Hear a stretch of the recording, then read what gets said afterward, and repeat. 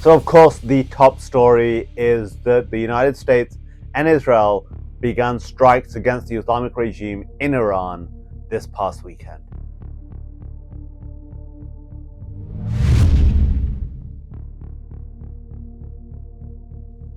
We need to take a moment to remember the 6 courageous American soldiers who lost their lives in Kuwait when an Iranian drone hit an American base there. We remember their families, we pray for their loved ones, and we thank them for their service to our incredible country. We must ensure that that is not forgotten. Now, we don't know what the future for Iran looks like as operations are ongoing, but there are a number of things that we do know. The leadership of the regime is completely decimated.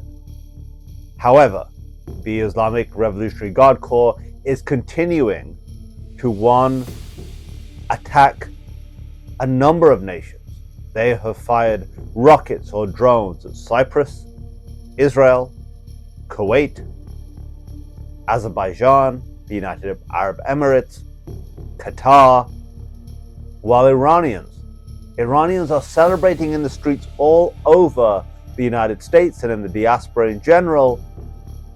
You have people who are not Iranian, people whose families didn't have to flee this regime, people whose families didn't just disappear overnight because they dare say anything against the regime in Iran. Those people who have no idea what it is like to deal with the tyranny and oppression of that regime are the ones against the strike, waving flags of the Islamic Republic.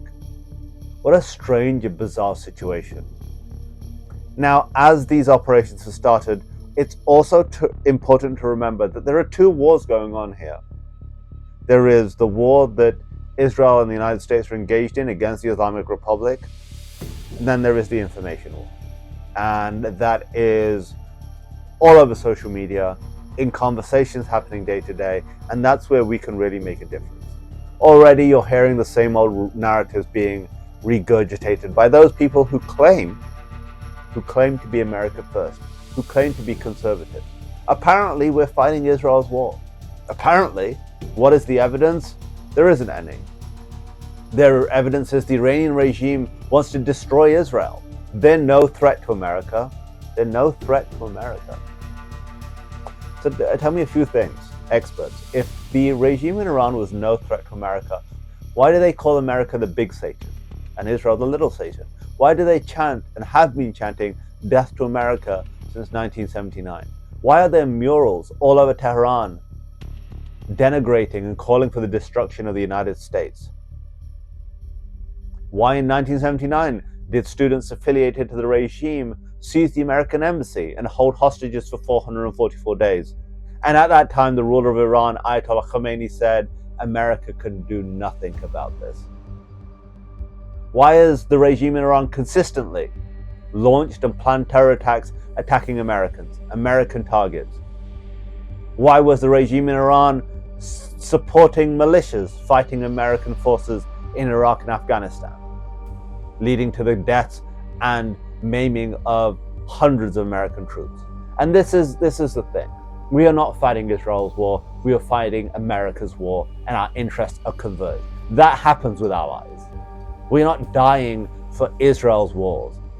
We are finally bringing justice for all those who were murdered by the regime in Iran. And the level of falsehood being spread is absolutely mind-boggling to me. Tucker Carlson was literally called out by the Qatari foreign ministry. He said on his show, well, there were Mossad agents in Saudi Arabia and Qatar, and the Qatari foreign ministry said, no, there wasn't. Literally naming Tucker Carlson. And this is the problem. Just because these people say it, it doesn't mean it's true. And it's cult-like behavior. They say things which are simply not factually verifiable, and they say them as fact. And then they present the narrative that if you question them, then you are somehow bought and paid for by someone else. That they are the ultimate bastion, the ultimate arbitrator of truth. And so many people fall for it. Right now, as I record this, Israelis are running to bomb shelters. because they have been dealing with barrage after barrage of missile attacks from the regime in Iran. That is the reality. This idea that somehow it's the Jews. It's always the Jews. And now the newest conspiracy is because some IDF soldiers were wearing patches with the temple on, that this is a plot. This whole war is a plot to destroy the Al-Aqsa Mosque and rebuild the temple. We've heard this before. The Hebron riots. Another Nazi-affiliated official, Haj Amin Husseini, spread this libel that the Jews were trying to destroy the Al-Aqsa Mosque to rebuild the temple. It led to the brutal massacres in Hebron in 1929.